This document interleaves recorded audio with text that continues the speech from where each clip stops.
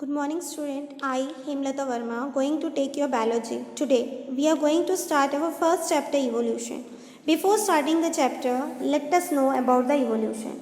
According to the theory of evolution, variation in the population of organism in nature led to the change in composition of population over time. And due to that natural selection, what will happen? Certain new species are going to be developed and that will form a new population. What is natural selection? Due to natural calamities such as your tsunami, earthquake, what happened children? That all species which is present in nature that had been changed. As you can see, as per your textbook, ancient back, that is 100 lakh years before, what happened? That dinosaurs are going to be exist. How we came to know about the existence of the dinosaur? By the fossil. That fossils are available in the atmosphere, that is in the nature. Here, as you can see in the first para, it is given about the India that near the Narmada Valley, Lama Ghat, Jabalpur, the fossils of dinosaurs are present, which proves that somehow in our ancient time the dinosaurs are going to be exist. What is fossils? Fossils are nothing but it is the dead remain of the living organism. That is, after the death of the living organism, that fossil had been trapped either in a larva stage or in a bone form, and by the study of that we can come to know that how much old that particular thing is. Next one, as you can know, a large number of organisms are present. 2000 to 600 lakh year ago, the dinosaurs are nearly 50 centimeter to maximum 40 meters, means from a small tiny organism to a giant organism they are, and they are of different types.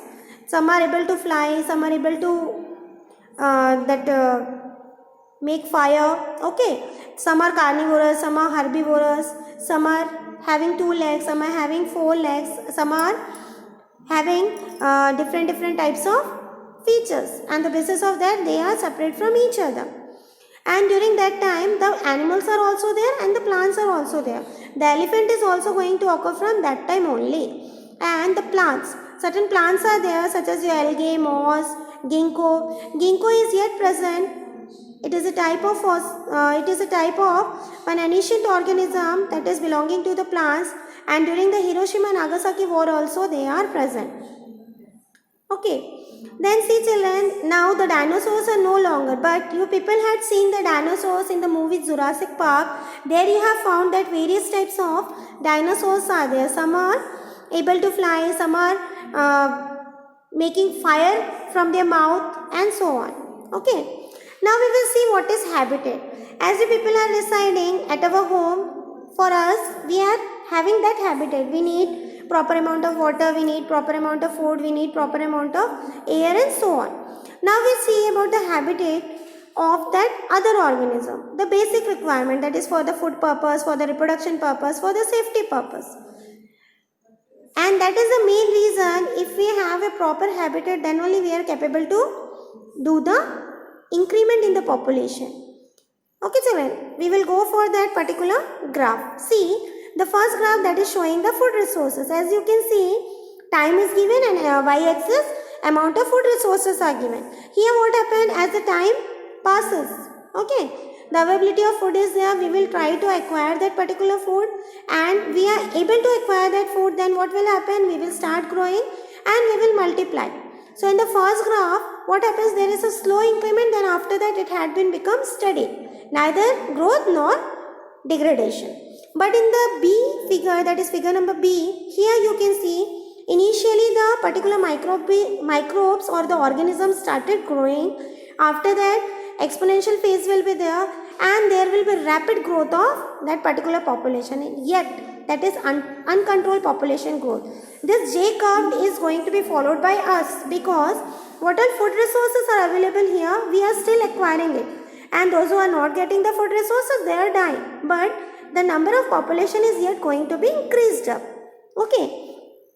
Then you can see children, here only, suppose you see one example is given about the tiger in our country. What happens? That are now becoming extinct because the other animals, that is the deer or whatever the animals they used to consume as a food purpose, their number had been increased up. And what happens due to that? because the tiger number had reduced. So automatically, what number of tigers are available now, they are not capable to consume that all herbivorous animal. So definitely in the forest area, what happens, their number had been increased. So this will affect our ecosystem, that is the food chain is also going to be affected by this particular food resources, and that leads to the development of the population increase of that particular species. Okay. Then next see children, what all organisms are present, whether human beings or whether animals or plants, they are going to be developed from the pre-existing cell only. Okay, without that pre-existing cells, we are not capable to develop ourselves. We are born from our ancestors only. Okay children, and you people are knowing that when the universe had been created, earlier only unicellular organisms are present, but now as you can see, so many multicellular organisms are also developed.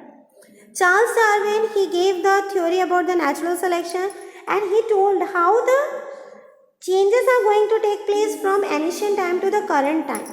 Then, how he came to about the evolution? By his own experience. When he was in his journey, when he was traveling from one place to another, during his path he found various types of plants and animals, and he got very influenced from the nature, and he started studying about that all things. He came to know that when I had visited to this particular area, I found this type of organism. Suppose you see the elephant. Some of the elephants are your grey color, some will be black color. It depends. As you people are knowing that human beings are superior, so we are having well developed brain. But the other animals, they are not superior because they don't have the brain. But but they want to protect themselves. How they are protecting? By the help of their body color, by the help of their texture where they are surviving. Suppose you take the example of chameleon. You people are knowing, we used to say, they used to change their color when they see their predators. So what they will do? They will protect themselves from that. So Charles Darwin played an important role in the study of your evolution. Okay children. You see how he had done the journey throughout the world, and he had done the survey for that. As he was the captain in the ship, so he had followed that all. He started his journey from the England, South America, and here and there he had travelled. During his voyage, he started from that 27 December 1831 to 2nd October 1836. Darwin observation, what he had observed? He observed various points. The first and foremost thing, he found that the seawater, and he got surprised when he had seen the seawater. There what he found? He found various types of microorganisms are developed there, that too are not visible through our naked eyes, that is visible through the microscope only. And each and every organism, they are different from others, and they depend on the other for their food purpose. Only plants are capable to prepare their own food, but the other organism, they are incapable. So what they will do? They need other organism for the food purpose. So either they will kill or they will have that one. Okay. Then when we will found about the fossils in the aquatic organism, what happens? As he had studied about the mountain region also, the earthquake and everything he had studied, he came to know that different places are having different habitat, and as per the habitat, different organisms are surviving there. Suppose you take the example of the sand region. You know, you had studied in your junior classes about the camel. Camel used to survive in the sandy region. But if you will see the polar bear is incapable to survive in the desert region. At the meanwhile, when we talk about the camel is also not capable to survive in the polar region. So each and every organism is having different formation. Their body structure is made up of as per their habitat, and they are able to survive. Then you see the giant mammals such as your reptiles, crocodile is there, alligator is there. As per the different habitat, we are having different types of development in our body. So children, in this part we had studied about the definition of evolution, then what is habitat we had studied, then we had studied about the